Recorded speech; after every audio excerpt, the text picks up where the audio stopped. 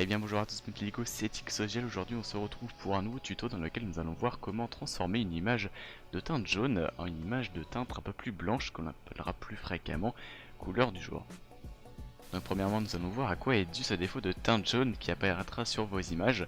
Donc généralement ceci sera dû au fait de quand vous prenez vos photos, que ce soit pour votre break film ou votre stop motion, ce sera souvent un défaut de lampe, tout simplement que votre ampoule apparaîtra assez jaunâtre, donc ça sera souvent dû à une ampoule incandescence. Dans ce cas là je vous invite fortement à changer d'ampoule et à passer à une ampoule LED, ce qui évitera ces teintes jaunâtres et qui vous donnera un aspect beaucoup plus blanc couleur du jour. Pour cela je vous invite à aller voir mon tuto sur le sujet qui vous a indiqué comment choisir une lampe. Alors ça date un petit peu, ne faites pas attention mais ça peut quand même vous aider. Donc voilà, la première solution est de tout simplement changer d'ampoule, mais nous allons voir aujourd'hui la deuxième solution qui sera généralement un peu plus efficace si vous avez déjà pris vos photos. Donc comme vous l'aurez remarqué, pour ce tuto nous allons utiliser le logiciel Adobe Premiere Pro, un très bon logiciel pour faire du stop motion ou du break film. Donc si vous ne possédez pas, et bien j'en suis désolé, je ne connais pas les alternatives pour les autres logiciels. Et donc passons tout de suite sur Adobe Premiere Pro.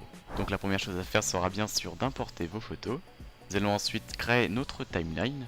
Donc une fois votre séquence créée, nous allons pouvoir commencer à utiliser un effet pour changer nos photos d'une teinte jaunâtre pour passer d'une teinte blanche. Donc comme vous pouvez le voir ici, j'ai utilisé une vieille prise de photo dans laquelle je n'avais pas encore d'ampoule à LED. Donc la teinte est assez jaunâtre, et d'ailleurs si vous avez l'habitude de monter avec ce type de photo, en tout cas avec des photos qui n'ont pas une teinte blanche couleur du jour, faites attention puisque vous pouvez très vite vous habituer, votre œil peut assez vite vous habituer à cette couleur et des fois vous n'arrivez pas à faire la distinction avec des photos de teinte jaune et non jaune. Donc on va pouvoir commencer à appliquer notre effet. Alors ce qu'il faut premièrement savoir, c'est que si on applique un effet, il va s'appliquer à une seule photo. Dans notre cas, nous allons vouloir appliquer l'effet sur la globalité des photos. Donc pour ça, on va tout simplement créer un nouveau calque. Alors ce tuto, je le fais également pour ceux qui débutent sur Premiere Pro. Donc si vous savez déjà comment utiliser un calque et les effets, vous pouvez passer. Mais sinon, grosso modo, nous allons tout simplement créer un calque qui va remplir la globalité de nos photos.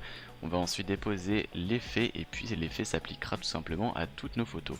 Donc pour ça nous allons cliquer sur le petit onglet ici, nouvel élément, et tout simplement sélectionner calque d'effet. Une fenêtre va s'ouvrir et va vous demander les réglages de la vidéo. Donc normalement les paramètres sont les mêmes que pour le réglage de votre séquence. Si c'est pas les mêmes, vous pouvez toujours les changer. Dans notre cas ici c'est bon. Votre calque s'est ensuite créé dans votre projet. Vous avez juste à faire un glisser-déposer sur votre timeline et on peut tout simplement ensuite l'agrandir jusqu'à combler l'ensemble de nos photos. Nous allons ensuite pouvoir ajouter l'effet que nous voulons pour changer la colorimétrie. Donc pour ajouter des effets, vous avez tout simplement à aller chercher dans la petite barre qui se situe ici la catégorie effet. Si elle n'apparaît pas, vous avez juste à cliquer sur les petites flèches qui sont ici et cliquer sur effet. Donc dans ce panel vous pourrez trouver toutes les transitions et effets, que ce soit pour l'audio ou pour la vidéo.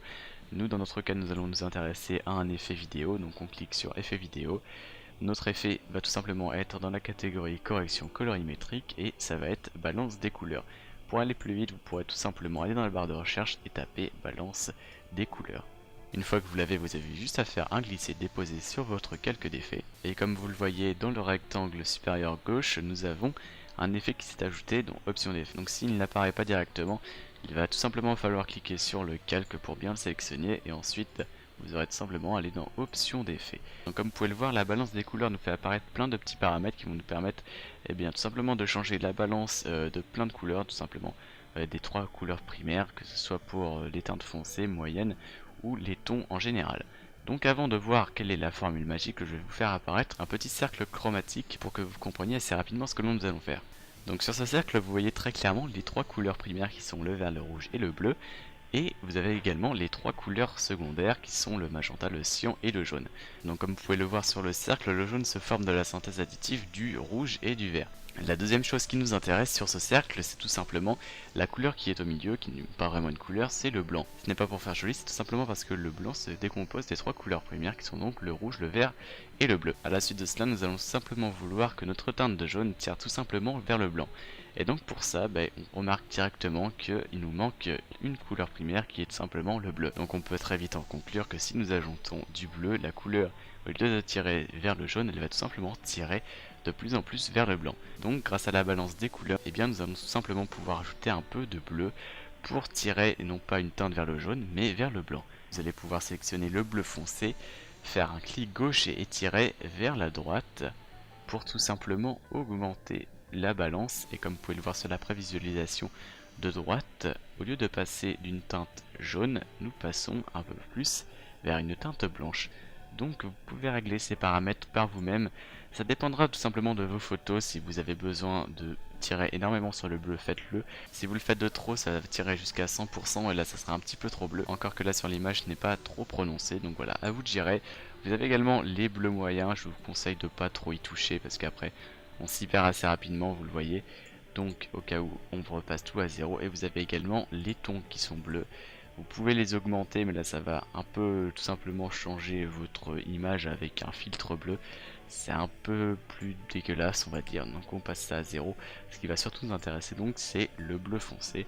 Et donc si je repasse à 0, vous pouvez voir que la différence est flagrante. Comme je vous disais tout à l'heure que l'œil s'habituait assez rapidement à cette couleur, c'est pas des bobards. Voilà, là c'est jaune assez orangé et on passe à une couleur beaucoup plus blanche. Une fois que vous avez trouvé vos bons paramètres, vous n'avez plus besoin de toucher à rien. Et comme vous pouvez le voir ici, nous avons non pas appliqué l'effet qu'à une seule photo, mais bien à toutes les photos. Donc si je fais défiler correctement ma séquence, comme vous pouvez le voir, la couleur blanche s'est appliquée absolument à toutes nos photos. Donc voilà, comme je l'ai dit tout à l'heure, c'est à vous de gérer correctement. Là ce n'est pas parfait, je le rappelle, mais la meilleure solution c'est tout simplement de changer d'ampoule. Ça sera beaucoup plus efficace. Je vous déconseille également de toucher aux autres paramètres, comme vous pouvez le voir. Si on applique un peu plus de rouge foncé, ça va partir directement vers les teintes rouges. Encore que c'est jouable, par contre si je touche sur les verts, là vous allez pouvoir voir que c'est quand même assez flagrant. C'est donc tout pour ce tuto, j'espère qu'il vous aura été utile. Si c'est le cas, n'hésitez pas à laisser un petit pouce bleu, n'hésitez pas à me dire en commentaire si ça a marché pour vous. Si vous avez rencontré des problèmes, n'hésitez également pas à me le faire savoir en commentaire, j'essaierai d'y répondre, j'essaierai de voir avec vous quelles sont les solutions. Et si vous avez des questions qui sont toujours en rapport avec le stop motion ou le break film, n'hésitez pas à poser votre question en commentaire, j'essaierai pourquoi pas d'en faire un nouveau tuto, je suis toujours preneur. D'autres tutos viendront toujours sur le même sujet qui est le stop motion et le break film, donc si vous ne voulez rien louper, eh bien, je vous invite fortement à vous abonner. Vous pouvez également aller voir mes autres break films. Et donc sur ce c'est la fin de ce tuto, moi je vous retrouverai pour une prochaine vidéo, je vous fais la bise, bye bye.